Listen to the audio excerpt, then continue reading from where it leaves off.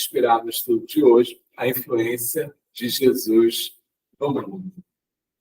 Inspirou-nos a página Cristo e Vida, psicografia do querido Chico Xavier, no livro Estante e Vida, onde, normalmente, o repórter do Astral, Humberto de Campos, é entrevistado. E nessa entrevista, questiona-se a Humberto de Campos o que significa a influência de Jesus no mundo. Humberto de Campos, então, nos lembra a indicação dos bons espíritos de que Jesus é modelo e guia da humanidade. Um modelo excelso que deve servir para que possamos, nas nossas vidas, colocar os seus exemplos, a sua vivência e, além disso, lembrar que Ele está todo o tempo a cuidar de nós.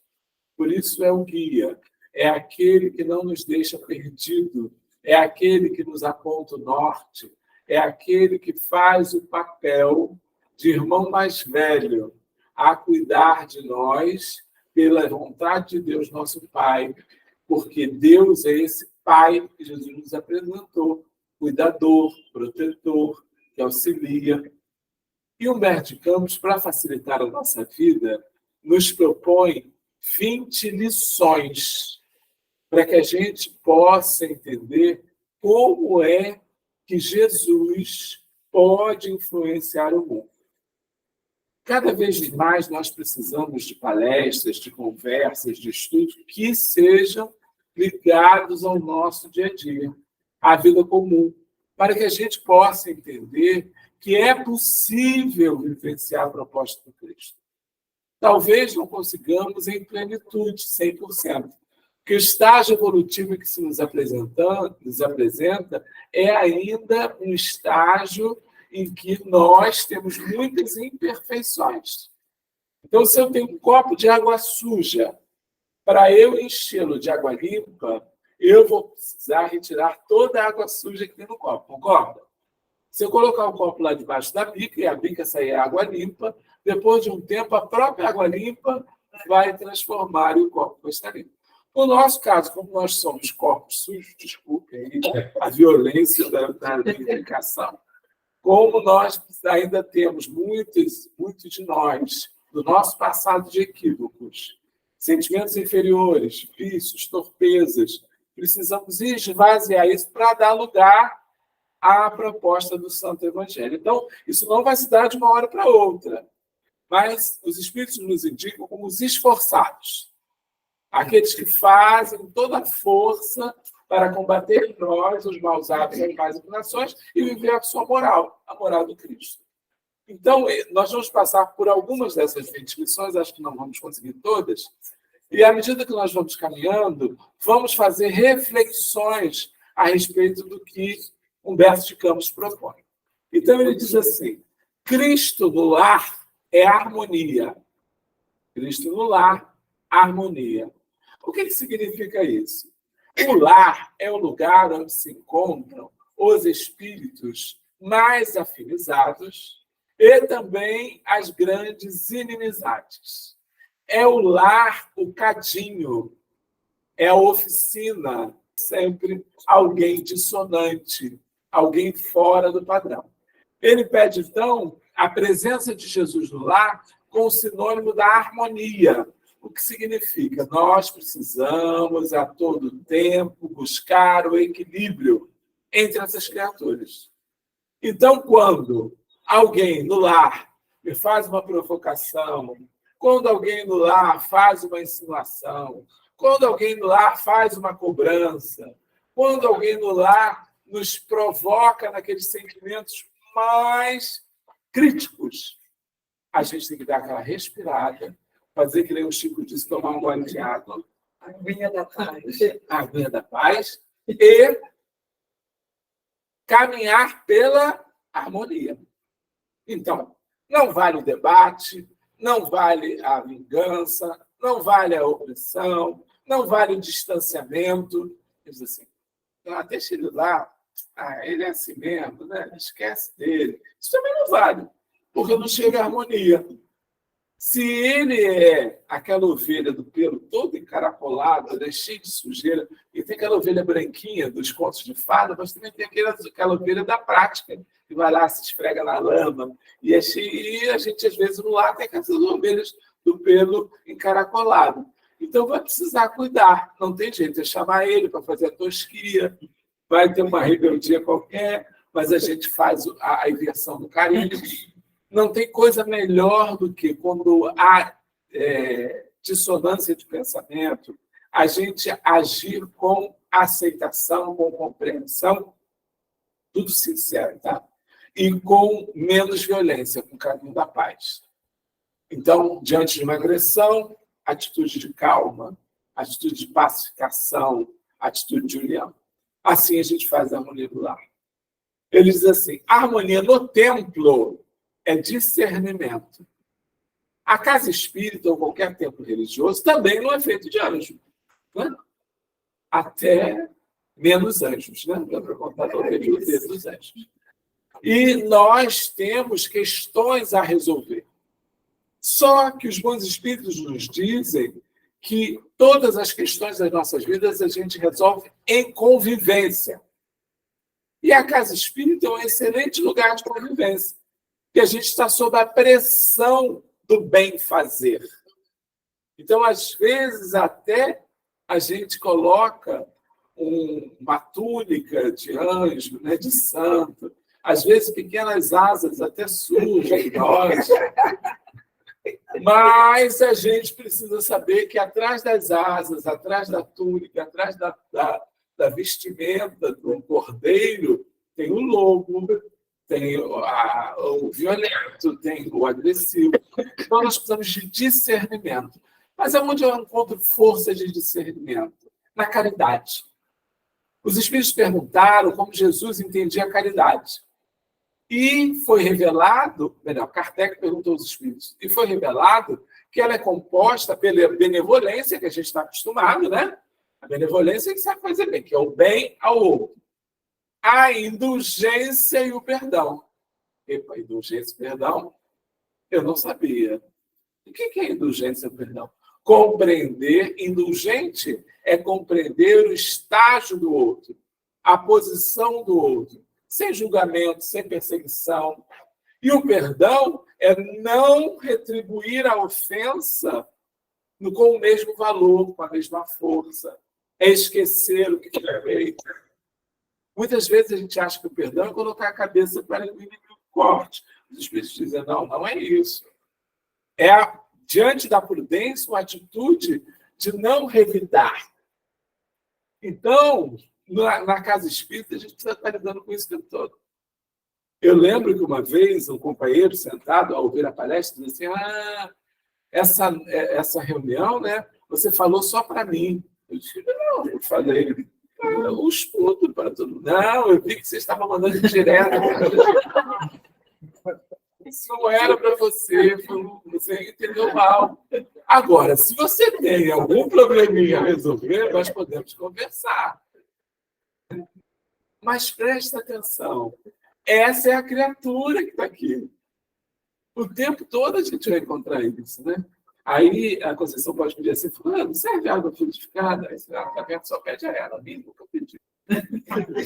Isso é escolha, está escolhendo. Tem sempre os queridinhos. Tá? Essas críticas, essas questões são muito presentes. A gente precisa de discernimento. O tempo todo, esse discernimento precisa nos acompanhar. Para que a gente viva a função da igreja, que é o conjunto de pessoas com o pensamento voltado para Deus. Porque senão, não é conjunto. Né? Porque os elementos são dispersos. Então, não é conjunto. É um trabalho muitíssimo necessário que a gente precisa realizar. Aí ele diz assim, Cristo na palavra é brandura. Essa eu gosto muito.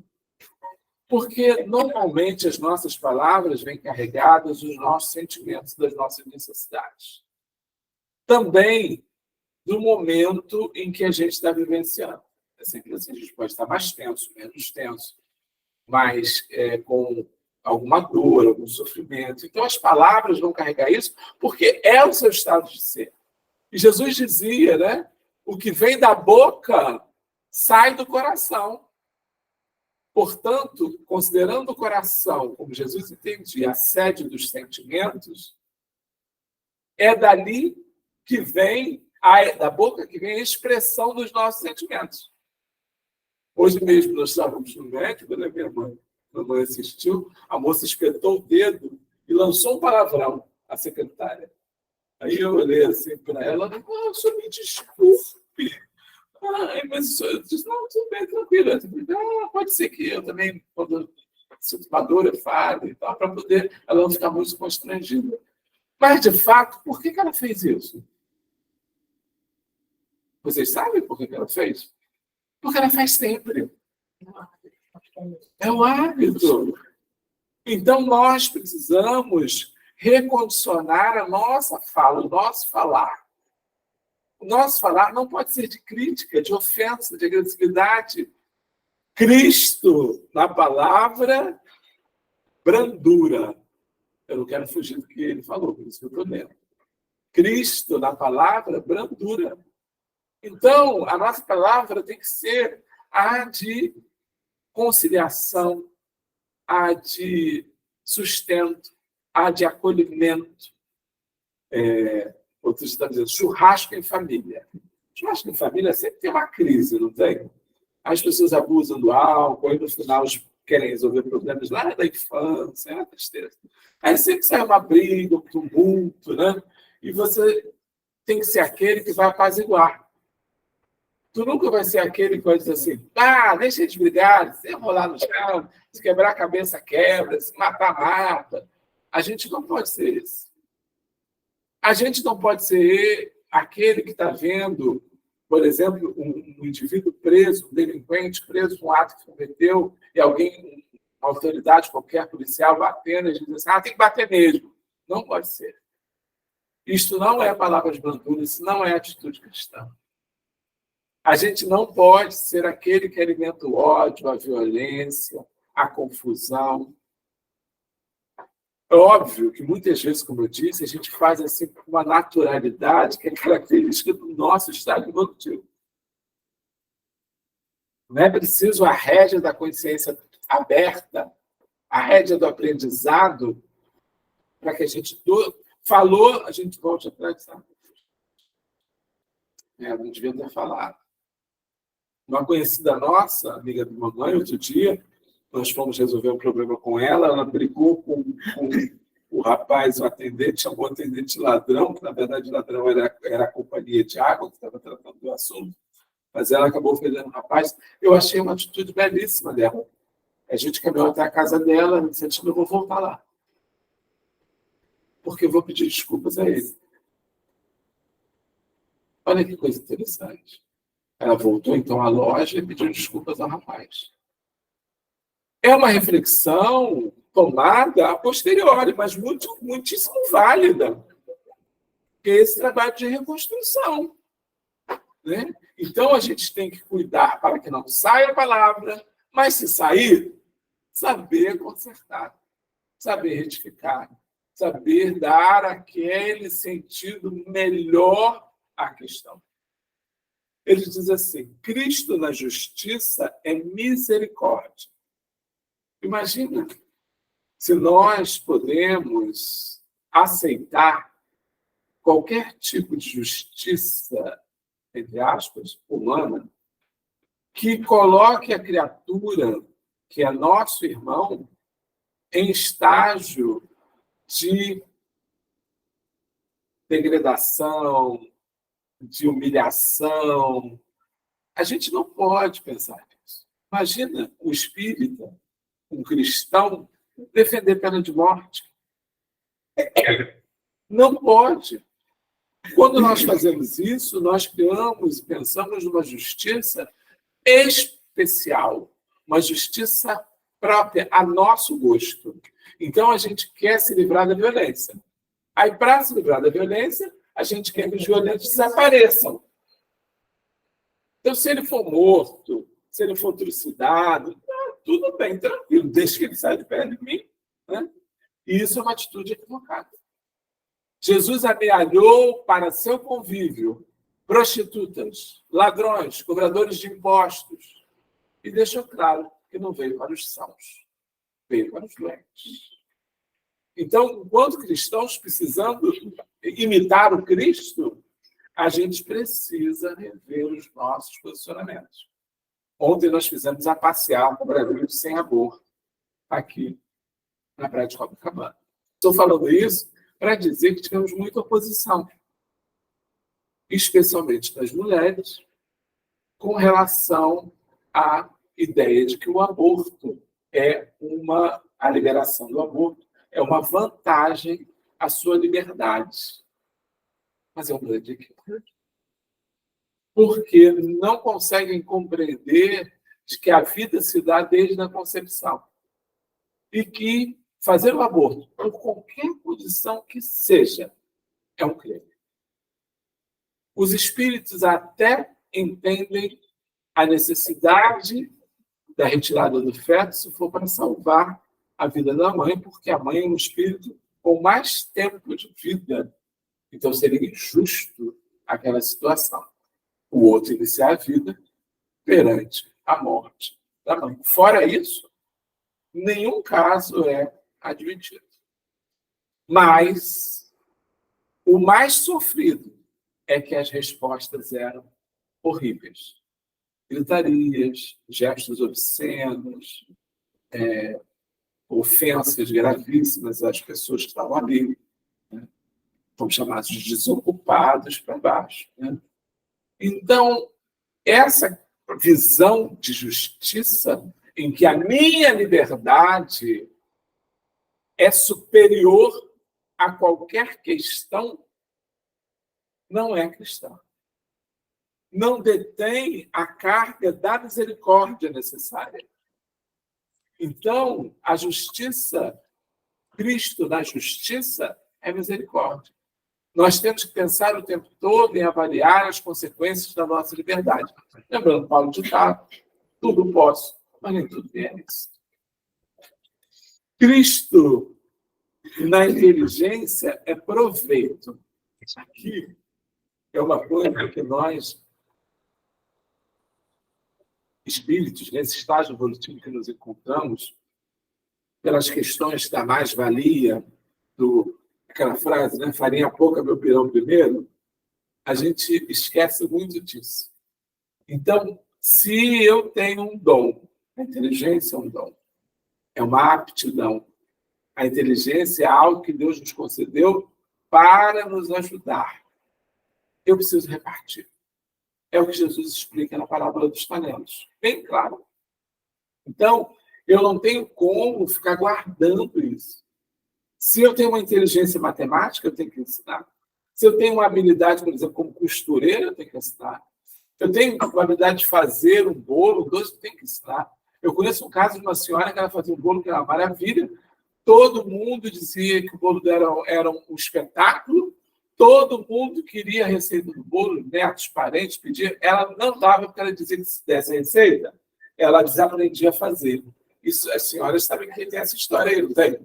Sim, minha mãe já fez assim com a cabeça. Se você ensina, você esquece como que faz. E ela resistiu até o desencarne. Não, o que aconteceu com a receita do bolo? Desencarnou junto com ela. E hoje ela tem que ouvir constantemente, porque a morte não existe. Ela ouve todo mundo dizendo assim, o bolo da vovó era tão bom. Pena que ninguém mais sabe fazer.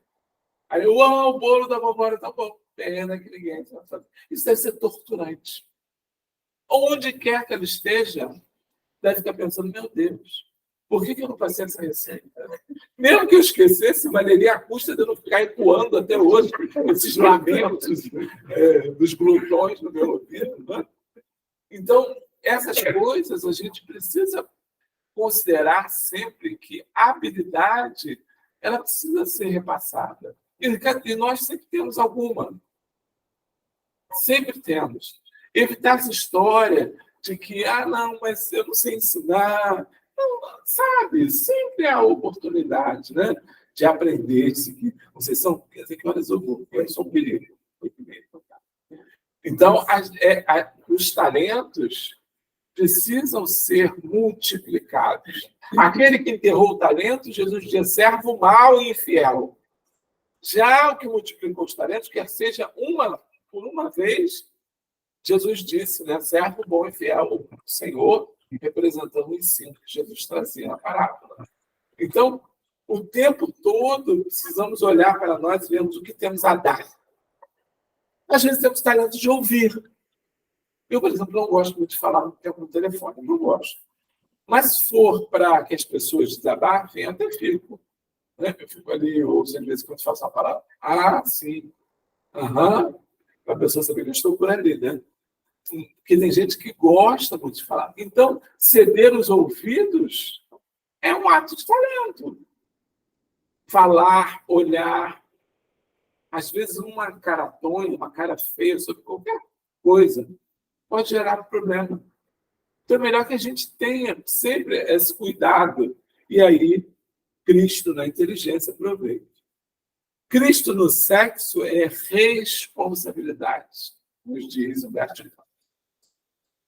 Nós sabemos da potência do ato sexual. É o momento que nós somos co-criadores. E cada um vai dar conta das suas ações neste campo. Lembrando que responsabilidade significa fazer qualquer coisa assumindo as consequências da coisa feita. Qualquer coisa. Tem responsabilidade para lidar com o seu dinheiro. Você vai ter que cuidar do dinheiro com a ciência de que qualquer coisa feita errada vai prejudicar aquele cuidado, aquele comando. Então, muitas coisas existem no campo da sexualidade, do sexo. O que a gente precisa? Bom senso, sempre, né? Sempre bom senso. Lembrando que não é possível ferir ninguém, que não é possível usar ninguém, que não é possível nós fazermos disso um ato exclusivamente de prazer. Se a gente faz isso, a gente entra no campo do egoísmo. E o orgulho e o egoísmo são, de fato, as maiores chagas da humanidade, dos espíritos com espírito. Então, a responsabilidade é construída a todo momento. Ninguém vai dizer que o sexo desenfreado não vai gerar prazer. Gera. O problema são as consequências. Essa é a grande questão. Os espíritos nos esclarecem que há consequência fluídica, há consequência de compromisso kármico com os parceiros. Kármico, eu gosto nem da palavra karma, né? Porque é de origem indiana, mas é muito usado pelo André Luiz, mas eu quero dizer compromisso, ligação de resgate. O tempo todo nós vamos ter sempre essa questão de... Eu não sei os termos, vou tentar lembrar aqui. Eu fui na balada, né? Vamos usar balada. Fui na balada. Uma rave, sei lá o quê. Aí, quantos beijos você deixou? Eu fiz. 50 beijos. 50 beijos, no mínimo, pegou sapinho, né? Eu sou do tempo do sapinho, né? No mínimo, pegou sapinho, no mínimo. Além disso, será que todos que beijaram estavam sem sentimento? Será que num desses 50 alguém beijou com aquele coração batendo assim? Ai, meu príncipe, a minha princesa, né? E você beijou e saiu. Largou para lá com um pano de chão, né? Vai ter responsabilidade? Vai ter responsabilidade. Então, essa conscientização geral de olhar para tudo nesse campo do sexo, da sexualidade, é importantíssimo. Se nós não fazemos isso, nós não caminhamos no caminho do Cristo, no caminho do equilíbrio. Alguém pode dizer assim, mas eu posso fazer? Pode tudo. Aliás, o Espiritismo não explica nada. Hein? Graças a Deus. Né? Porque não cai nenhum peso de culpa sobre nós. Cai a conscientização.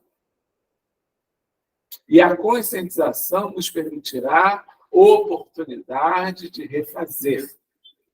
Porque o culpado, ele se tortura. O consciente, ele luta para se melhorar, né?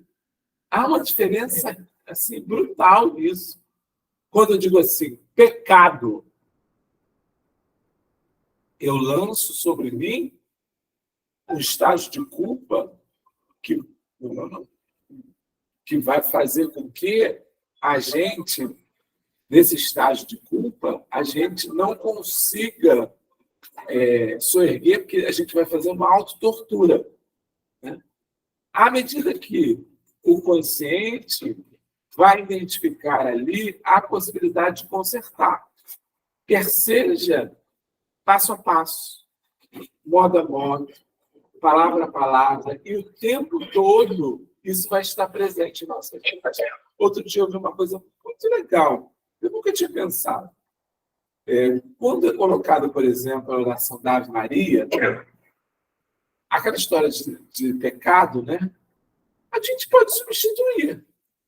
Porque nós espíritas não temos a ideia de pecado, especialmente pecado original, né?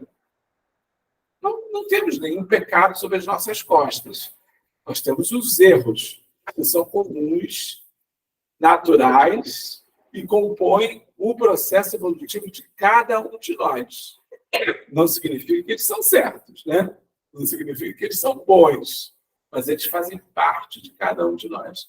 Se eu troco o pecado pelo erro, se eu troco a ideia de pecado pela ideia de que eu posso ainda me melhorar, que eu estou consciente dos meus erros, tudo melhora, tudo vai melhor. Então, cuidado também com as orações, com o que a gente faz, porque isso a gente faz mesmo sem perceber, a gente faz uma auto-hipnose, né? Faz um trabalho degenerativo, faz um trabalho de reforço, é isso que eu queria falar, de reforço psicológico sobre o pecado, dizendo muitas vezes que nós somos pecadores. Não, nós estamos em erro, né? Nós estamos em erro. Eu não carrego nenhum pecado original. Se a Eva seduziu Adão para comer a maçã, o problema é desse. Não tem nada a ver com isso. Então, se alguém tem, pode carregar. Por mãe, talvez que a presbiteriana pode ser que tenha. Nós, espíritas, não temos. Nós não temos. Cada um carregue a sua cota, né? Se eu vou carregar a cota de Adão, tem que pensar. Então, vamos lá. Cristo no trabalho é eficiência. Trabalho voluntário, trabalho cotidiano, trabalho comum da vida comum, em casa, no lar, o tempo todo. Com Cristo ele tem que ter eficiência. Então ele tem que ter gosto.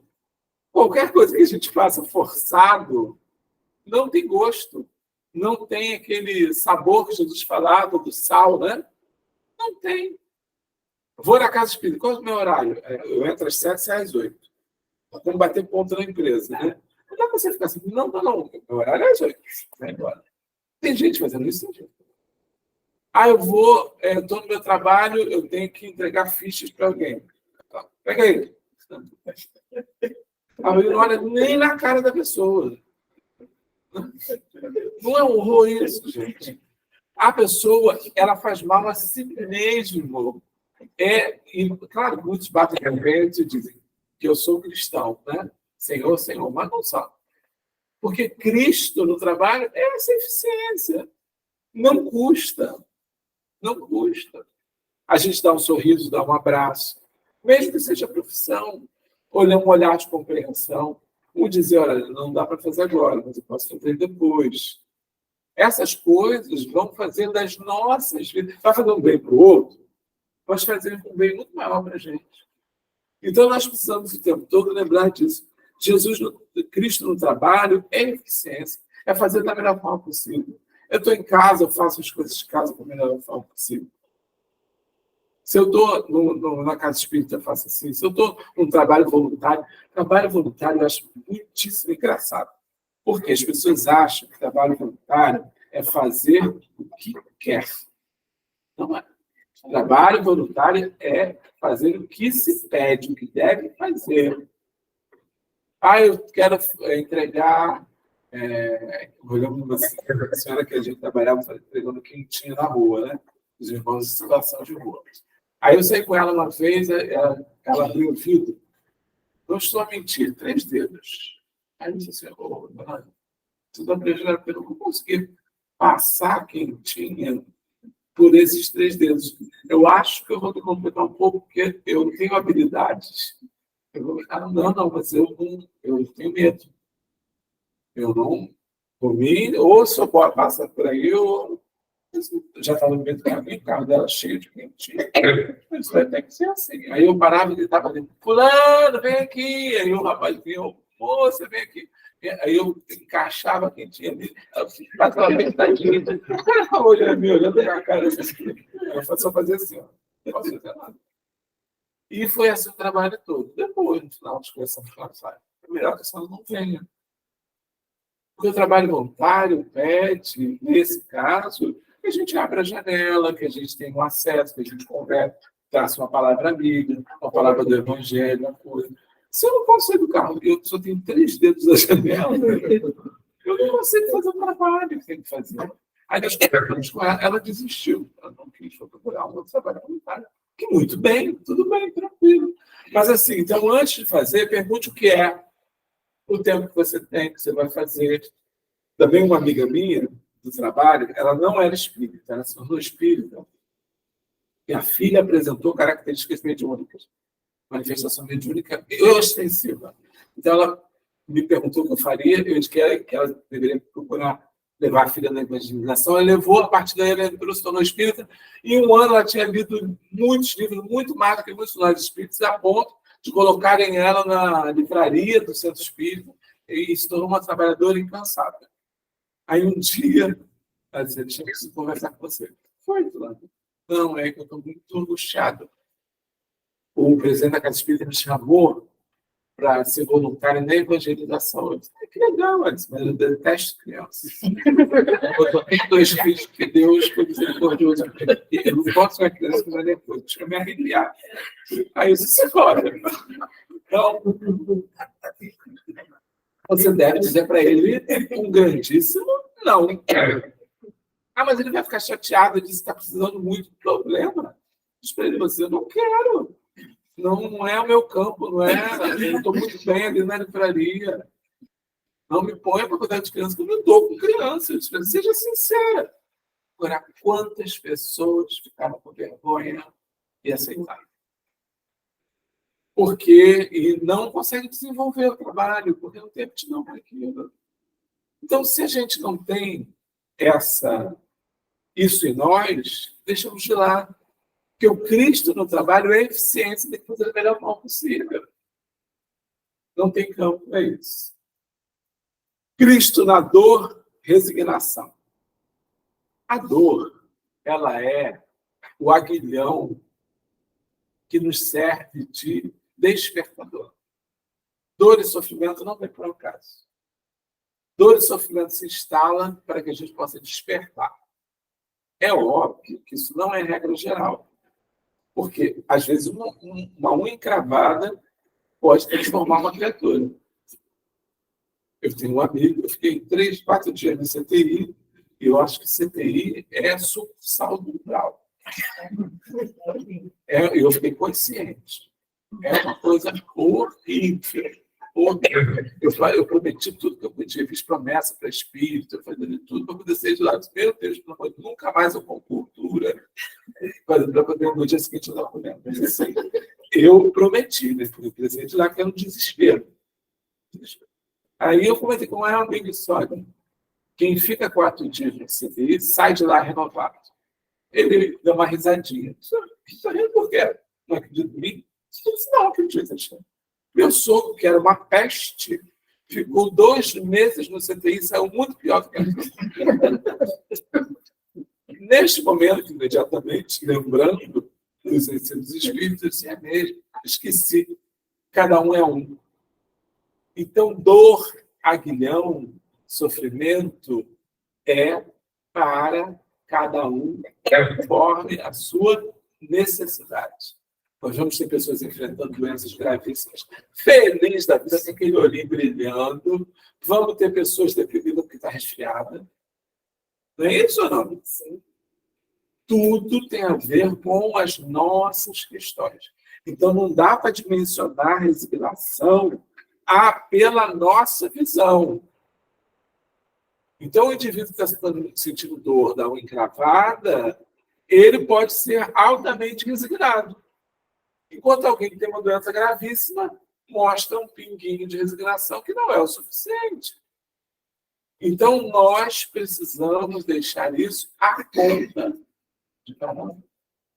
Então, esse nível de resignação, e o que é a resignação? A resignação é a compreensão que nós vamos colocar sobre aquela situação, que nos vai deixar mais fortalecidos, entendendo, mais cientes do que está acontecendo.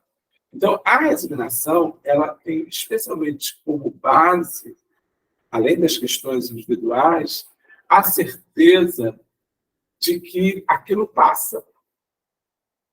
Por isso que Maria Santíssima, pela pena de Humberto de Campos, nos fala que tudo passa. Tudo passa. Então, essa visão nos ajuda muitíssimo no momento de dor e sofrimento mais grave, profundo, nós sabermos lidar com essa situação. Resignadamente, passarmos por aquilo, lembrando que tudo passa. Pode passar com desencarne, mas passa. Às vezes, a morte do corpo físico é a solução. Não tem questões. Isso me lembra uma questão. Não devemos consultar os espíritos. Viu? Isso é um risco. Porque nem sempre o que eles falam está no campo de interpretação e de entendimento nosso. Um amigo foi uma vez uma casa espírita que permite que os espíritos deem consulta, e ele chegou lá e perguntou assim: meu pai vai morrer? O pai estava mal. Você tem... E o espírito disse: não, ele amanhã melhorará. Ele chegou para visitar o pai, porque já tinha preparado churrasco, a família toda já estava esperando em casa, mas chegou lá, falando disso, desencarnou. Ele ficou revoltadíssimo. Acho que isso é uma besteira, o espírito disse que uma coisa que não aconteceu. E olha, eu confiava muito no espírito. Mas, meu irmão, olha, você primeiro não tinha ter perguntado. Já que perguntou, teria que ter a capacidade de entender a resposta. O seu pai melhorou. Saiu de um estágio vegetativo, de sofrimento, numa vida prisioneiro de um corpo físico, está liberto. Então, a pessoa melhorou. Mas o nosso entendimento, ainda primário, ainda querendo que o outro fique junto de nós, ainda com a posse do egoísmo, que é natural. Nada disso para a gente fazer monstros sobre isso. É tudo natural.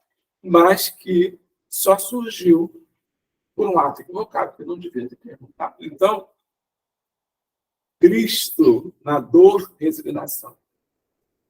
Cristo no repouso, disciplina. Todos nós, quando começamos a trabalhar, por exemplo, na matéria, já pensamos logo na aposentadoria, né? Quando eu entrei para trabalhar com 14 anos, a primeira coisa que eu disse: vai se aposentar com 45. Eu registrei isso no meu psiquismo. Quando começou a chegar a 45 anos, e a lei já tinha mudado, esse país ninguém respeita direito adquirido, né? Quando chegou a 45 anos, eu comecei a ter nervoso. Eu percebi isso no trabalho. Eu não aguento mais isso. Sabe, porque está chegando 45. Eu já estava preparado para me aposentar. Todo o corpo trabalhou para aquilo, toda a mente trabalhou para aquilo, porque eu fui lá aos 14 anos informado disso. A lei não mudou. Eu tive que ficar torturado mais 5 anos, 6 anos e pouco, para poder me aposentar. Então, o que a gente precisa quando a gente fala de repouso? Entender que a disciplina no repouso, ela é o mais importante quando a gente pensa em repouso com Cristo. Precisamos dormir? Não precisamos. No mundo espiritual se dorme. Precisamos nos alimentar? Precisamos. Precisamos de lazer? Precisamos. Agora, nós já fomos num resort que tinha pessoas que ficam lá 3 meses.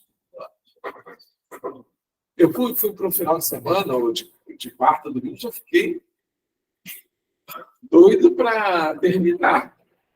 Porque, embora tenha lazer, tudo aquilo vai ficando repetitivo. 3 meses. Claro que a pessoa tinha bastante condição financeira, só tinha caríssimo. Mas, imagina o tempo de vida que essa criatura está perdendo. Imagina que repouso indisciplinado é esse. Então, a disciplina precisa ser o tempo todo quando a gente fala de repouso. O repouso é até criativo. Quando a gente usa o repouso, por exemplo, para pensar, para refletir, né? Para pensar é algo produtivo fazer. Às vezes é necessário sair da roda da vida, né? A gente dar aquela respirada e dizer, não, olha, eu preciso ver como é que estão as coisas. Mas eu sei que é aquele momento que a gente precisa, todo mundo precisa dar essa respirada, de conhecer. A gente precisa o tempo todo estar com essa renovação. Cristo, na morte, é vida eterna. Jesus, quando se apresentou a Maria Madalena pela primeira vez, em que o corpo espiritual ainda estava plasmando o corpo físico para ele se apresentar aos apóstolos, ele sabia que Tomé ia querer tocar. Se não fosse isso, estaria tranquilo. Mas ele já sabia que Tomé ia querer tocar. Ele estava preparado para se apresentar. Ele, nesse momento, ainda não, né? Ele traz para nós o sentido da vida eterna.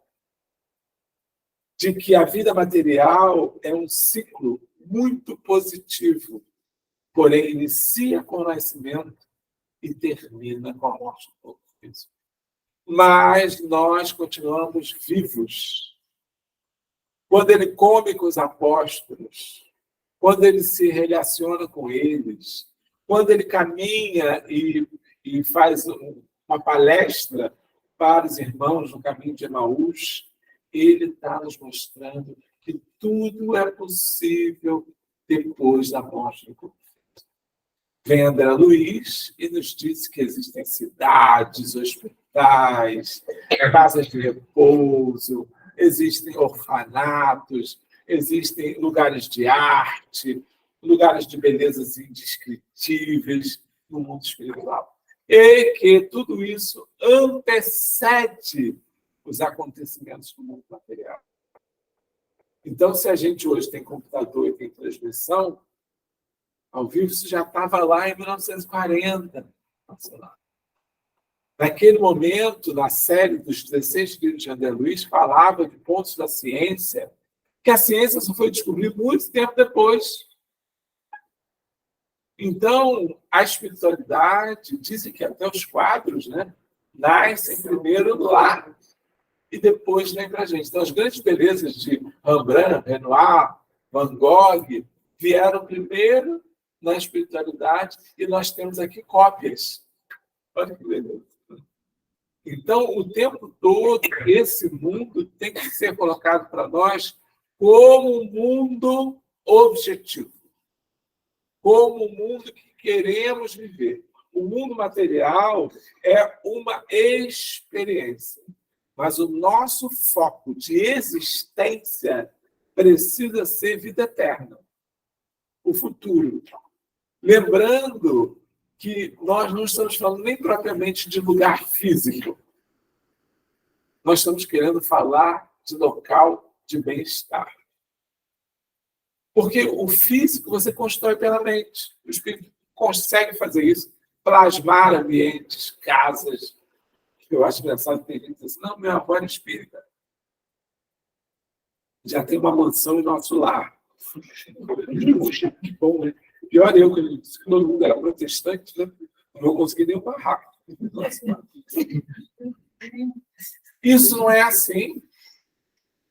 Não é assim, não tem essa questão. Ah, mas André Luiz fala que o fulano recebeu o filho. Sim, é um caso, ele está falando de um caso. Que a pessoa teve merecimento, que a pessoa teve trabalho, juntou horas de trabalho. É um caso. E a gente pega isso e tenta generalizar. Tudo bem para gerar conforto, né? E a gente ainda tem no nosso imaginário o céu, né? Então, o nosso lar é o nosso céu, né? Isso é a conversão de pensamentos. Como um amigo disse para mim, esse umbral é o inferno dos espíritos. Eu disse, não. Ele viu o filme, né? Eu disse, não temos inferno. E nós não temos lugar físico de sofrimento. O umbral é a descrição de um estágio espiritual em que lá foram construídos aparentes lugares de sofrimento e dor pelas mentes torturadas que lá estão. Não foi Deus que criou aquilo. Isso é importantíssimo. Então, também nosso lar, quem criou, fomos nós, os espíritos. Então, nós podemos desencarnar, por exemplo, e voltar para uma outra colônia espiritual, com um posto de socorro, né? Que às vezes a gente já tem até um puxadinho lá, né? Quem sabe, a gente desconhece, né? Não precisa ser nosso lado, não. É um puxadinho no posto de socorro Campos da Paz. Eu já ficaria feliz. Tá bom demais mesmo. Tá bom demais. Então, essa vida eterna tem que estar presente. Aí, o Vaticano finaliza o seguinte, mas ouvimos tudo isso, mas não vamos conseguir tudo isso. Eu só li algumas, sabe? São 20 lições. Recomendo a página, chama Cristo e Vida, o livro Estante e Vida. 20 nós não conseguimos passar, mas assim. E aqueles que não conseguem fazer as 20, ou não conseguem fazer nenhuma ou poucas, os espíritas que não conseguem fazer, aí o Humberto Campos diz, olha, vocês têm esperança. A esperança é essa motriz, esse motor que vai fazer você chegar lá na frente, com o que for necessário. Então, esperança em ser um dia o cumpridor de todas essas lições. Eu não sei, no meu caso, eu estou calculando assim, uns 3.000 anos. Mas eu chego lá, porque a meta é muito importante. Estabelecer meta é muito importante. Se eu quero melhorar alguma coisa, estabeleça meta. Diga assim, amanhã eu quero estar nessa posição, com esse contexto, desse jeito. E aí, o dia a dia vai fazer essa construção. Hoje escorrega um pouquinho, amanhã consegue fazer melhor. É como melhor se estabelece, talvez, qualquer dieta. Se a gente for radical demais, não se cumpre. Então, é preciso ir com cautela e zelo. E a esperança, que é a bandeira de nossa comunidade espiritual, né? O Centro Espírita Irmão Esperança. Então, que a gente possa ter muitos encontros como o de hoje. Agradeço muitíssimo a receptividade, o coração amigo de vocês, e que Deus Jesus nos abençoe sempre. Essa paz.